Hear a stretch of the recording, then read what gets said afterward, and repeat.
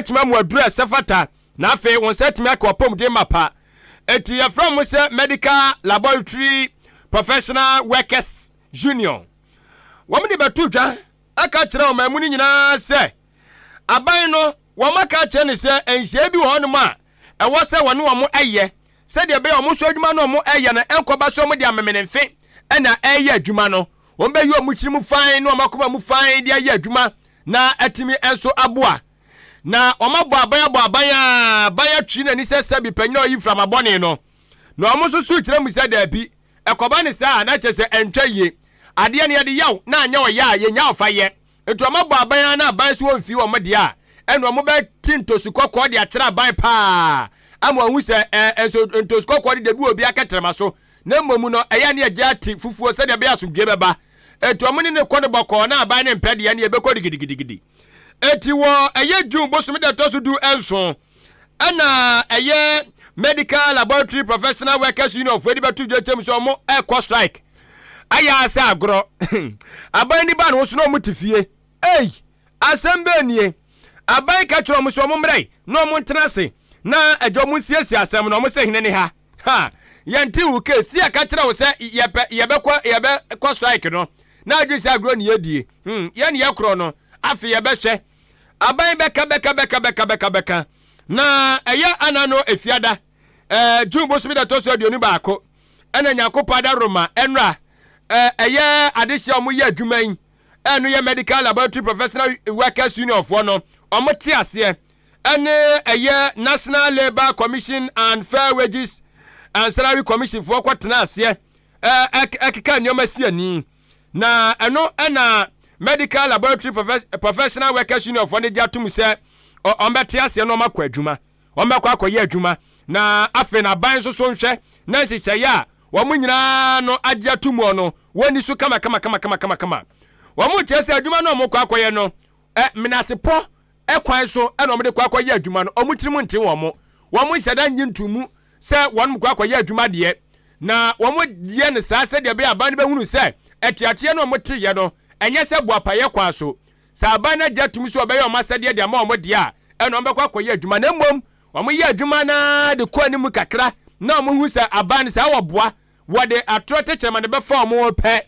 nyo bi na kuma ntibo si akọ de tiribaje akyerema ene atwete no wo mbeti de mu ode kura ache wei na opanyina wogina eye adwumayefo na mu ene Ahenkan Akan se bodwetwe nkomo eye vice president ede makuo no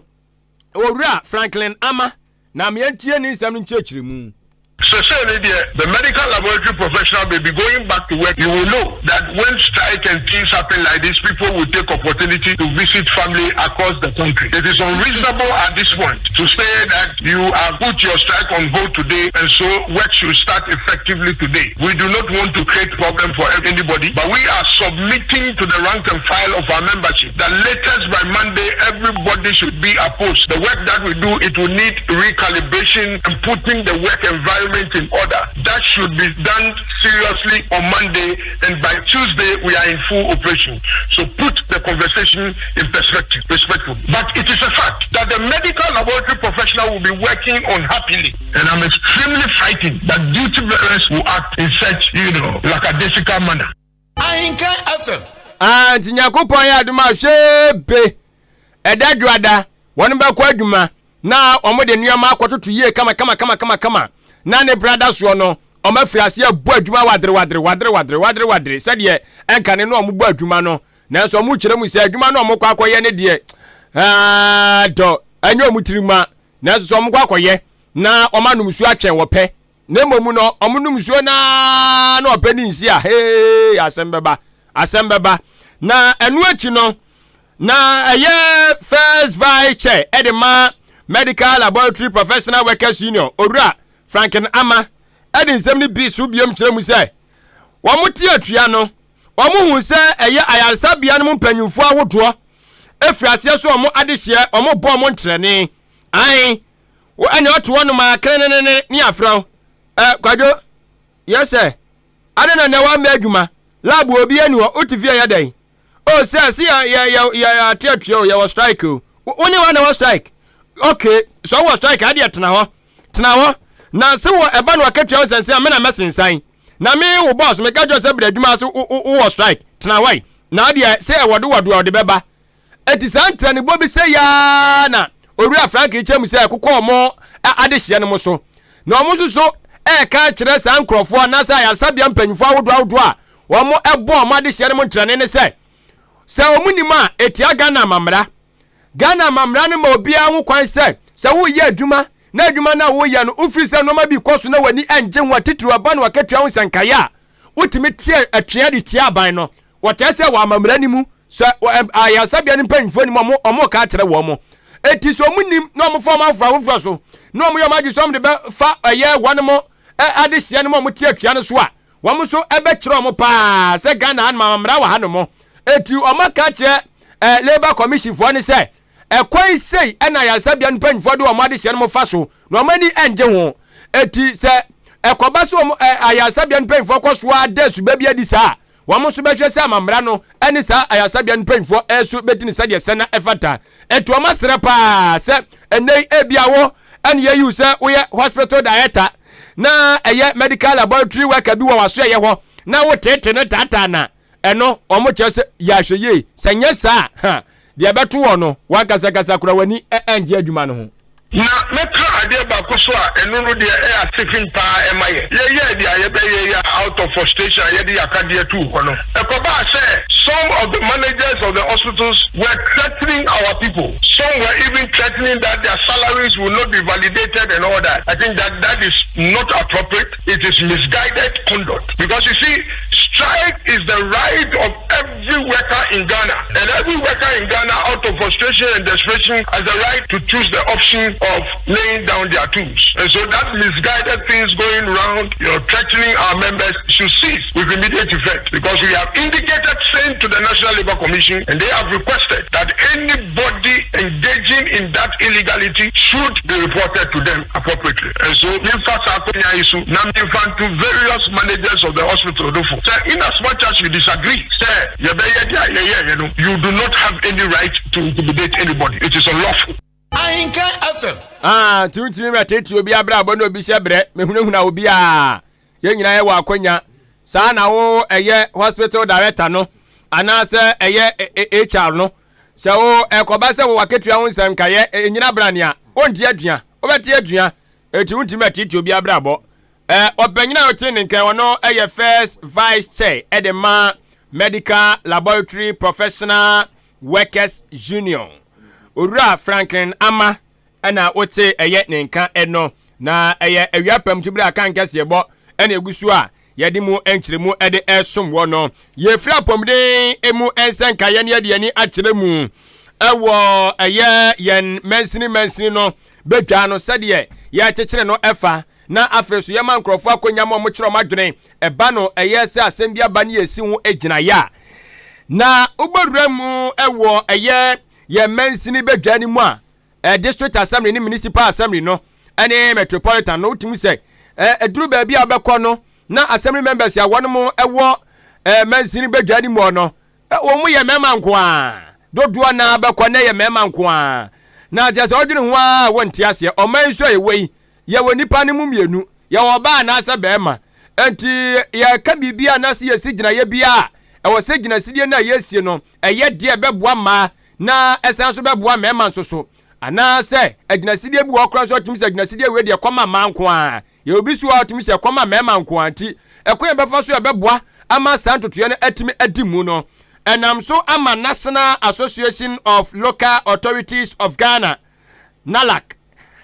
wamu de atudwa echem so mbesere pa se eba no metropolitan ne eye municipal and district assemblies na yemma emma so akwanya ma wonum enya dibre ewo eye mensini bedwa no ensoso emu no ogiri esa no betumi aboa ama girasidie bia yesie no atimi enso awie mu die na nkoba se sabio ye tietia eye afa bi fa hudie so eno enti no omde adesede we etudwa no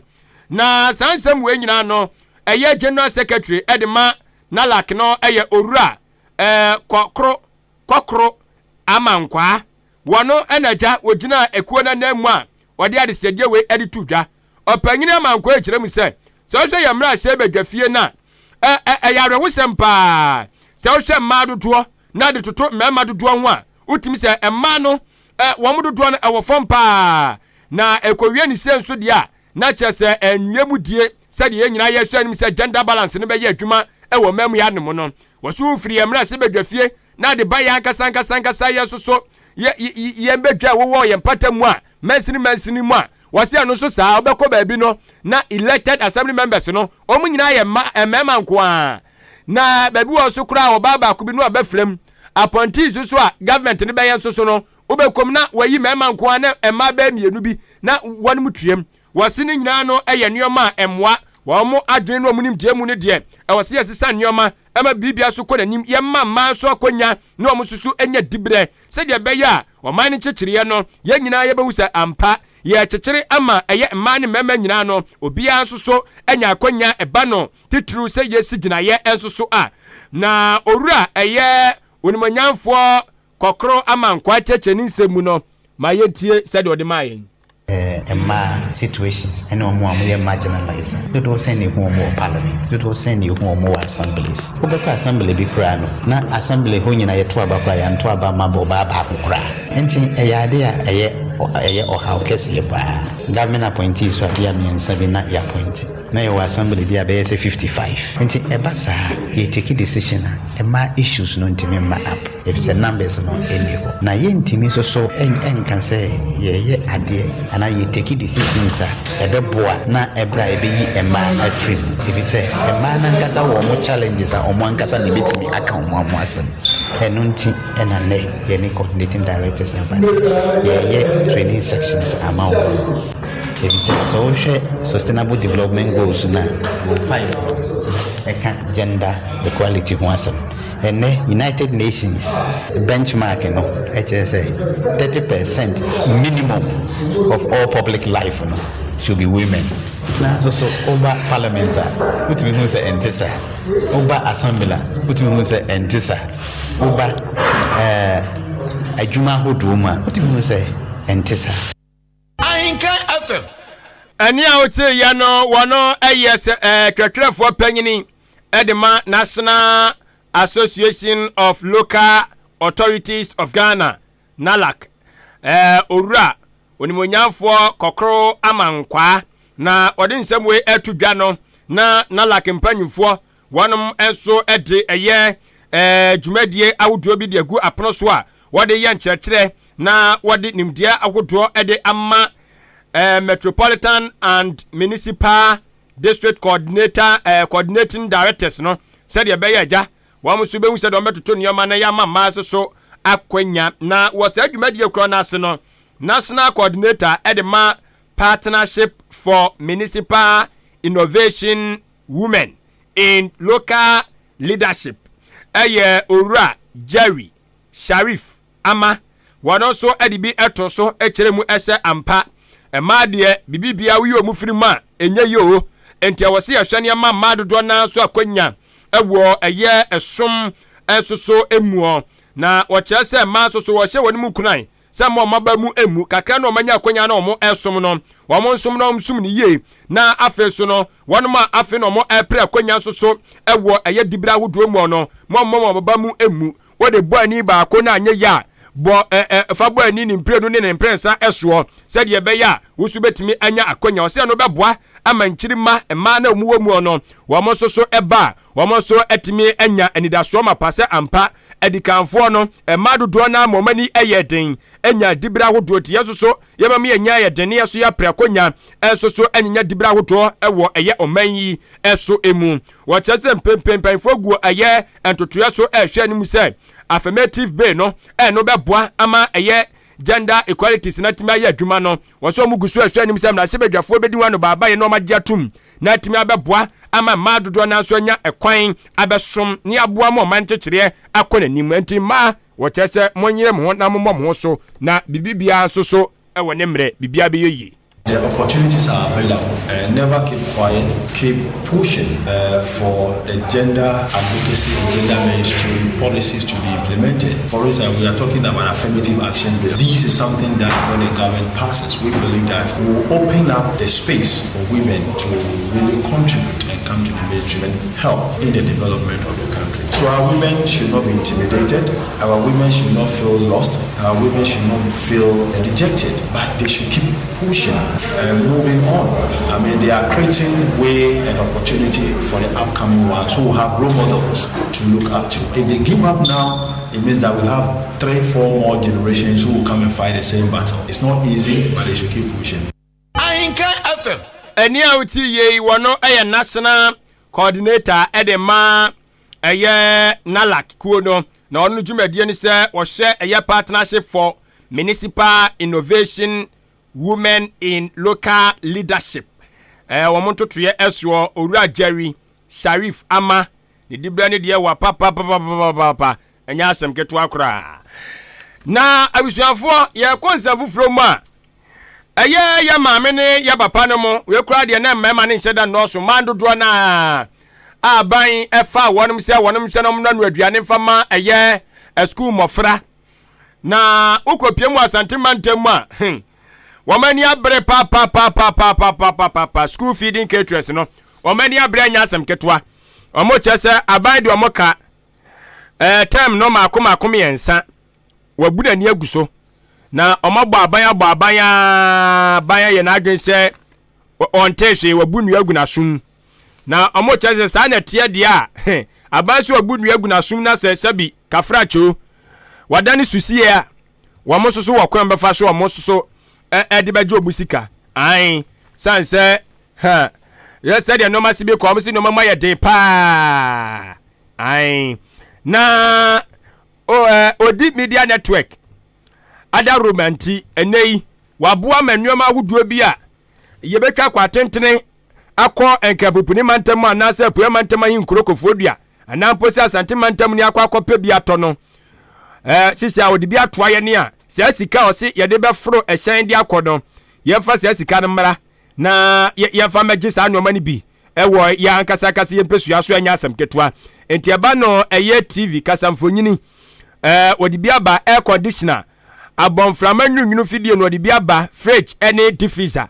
washing machine rice cooker ceiling fan standing fan heater iron blender kettle ni nyina no odi bi aba enya asem ketwa waso to ye de kan homa na moto na bejo de kotokuma sa aseso anya baabi asese kotoku ahinkuro achim oda kwantadum oni MTTD atena ye no na bu animhwe etibomodien na ekonum na kwajo de wose asem de wo mnie o brana se ABS ke kura wo no watum sa de na ba beto no sika ne kura no enso ne bo na mentete ha bebre ka so metena se na aja ma pesika na manu abo ansa na mede akwa akoto da bi wo yesa obedi kakra na wanya nfabra na so ye ho ade kura na wo pe no bra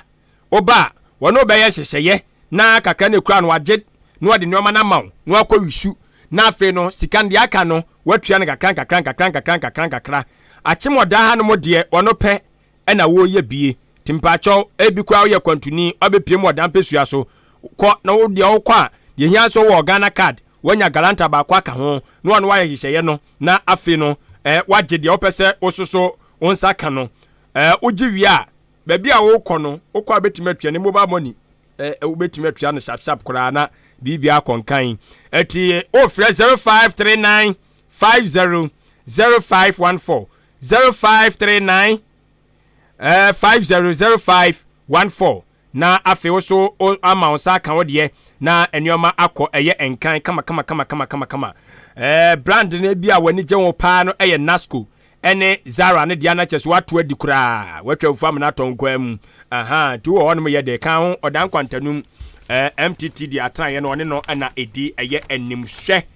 kwajo de yi na enu achi no Ahenkan FM Intertown Football Gala eno eye dwumadi mpanfo ahyehye a ye hwede abeboa ama adoma chede no eye borobo emrantie no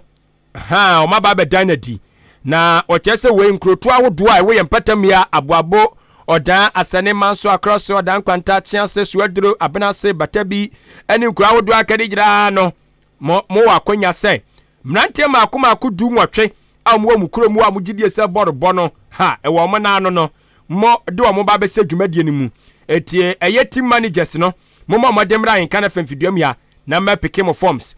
no so de free bonto taku Sempoa Kapreba Wanjibi na emom opike forms wie na wode ho anase agya timu no mo nyina mo te asese ampa dwumadie no mo de mo behyem a wo se eyeku 300 Ghana cedis na emrantem akoma kudu nwotwe na mo che 300 Ghana cedis atua wa imagine ebe ketekete mampole ti mo betua na agya mo de mo ahye dwumadie no mu na emfaso a wo dwumadie no so binie empanyfo be free Kempon Academy no mo de omani aba be di dwumadie no achi na eno eya abedwakuo bi a mo de ba ne board bodwumadie hu a omani di akire pa se unim board no bo na wo se na de be ye adwuma won be boa ama oni suade hunu no atimi abam ai wokoka eyasa academy hu a enche ye beto nka na wo si akan ewo akosibroni kuro so ai enye England English Premier League na chese eye Spanish La Liga mu aha se Italian so na abekwa okọ so a na ja wodun wakwa akohwem dwumadi omode ne yese Serie A wo aha na afi wodun wakohwem bi na BBA kototi Germany so wo so obetumi akopia no akosi akan wo ho na no ma konkan Ahenkan FM behwe no aboa ma eye board bonta ade no watimi enso abrandi bi kama na wode ahyew na no ma konkan trophies so na saka apu wogi a de wo mu de eye wo team manager no wone eye omrante na mbesi akan no modea de wo mu bia ye modea aha tia no ahye no nso fly 0241 512388 na fa hu hye dwumadie ni 0241 512388 kan hu na forms na mafo fa ne asem ketwa eti mrante no mo mefa forms no nkrotuo be se du no medical be form de eti ti wono ma amra na asa sanso a nyobi na kuma ntwe bia weyi akonya kese a so ye beto nka ai ye betene ye se o Blasters call up no e ba ye agbaboni ba ku hyemo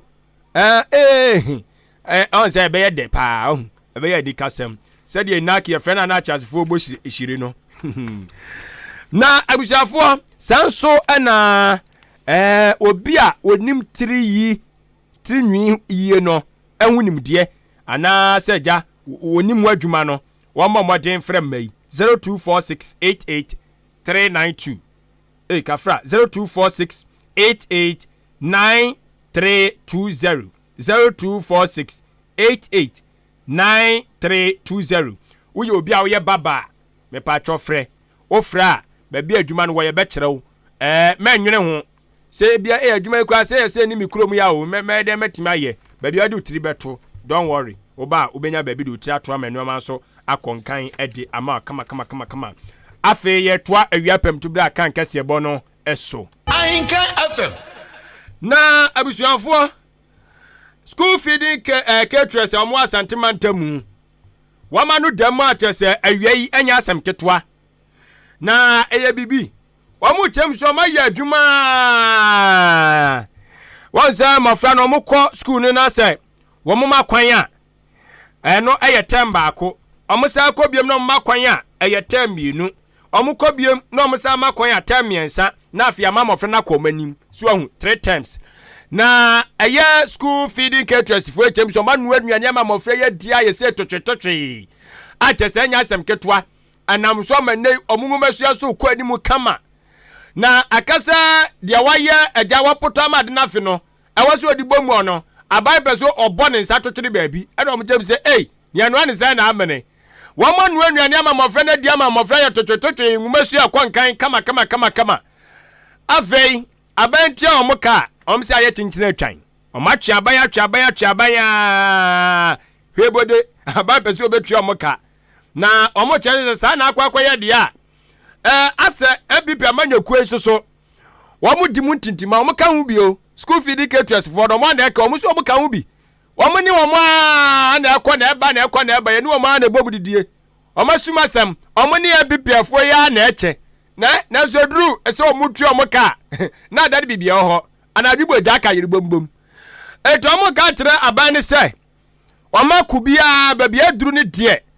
ano ayedin abanhwe no nti omusufrɛ na wontua wonam eka esense nnuane bi okoro mpa wonmo ane kɔ firifiri o na maba be noa de amamofrɛ na mamofrɛ na di na abanhwe omka no musu nkotua wa baabi omkɔ firifiri no ma no edi firi ya omkotua omuso ka aye chinchina atwan Omu temu se omama aban no fiti sabre ya kwapem Nyankopon ya adoma dafiada sa omanti aban kan do omu beye nie won beto omu agumontene so na motene beto omu agusuo no won beye so omu nhye adegem ai omu nhye pante kura sebe kafra che omu te so omu nhye bi enie atipeo sade de no omu de ade ne beto so na wonum abana ifra santimantam sa akopiem akapuri mantamu enie enya asem ketwa sa secretariat ayo masade sa woso omutu omuka na so omutu onum omutu omuka no omnom kwakwacha yam wo ho eti aban pese sa de nyanya wei ebesi wo Ghana hanom a wo ma aban fiti sa bre akopem Nyankopon ya adoma dafiada na nadodan kwakufa de Dr. Bawumia ne na pamfo omuka ho osuafo yenwuma su adwumade ntoto ya so Dr. Osaya Duchum wọ́n kan wuni nyina no omo hye no muntu a omoka senye saade a ha ene de besi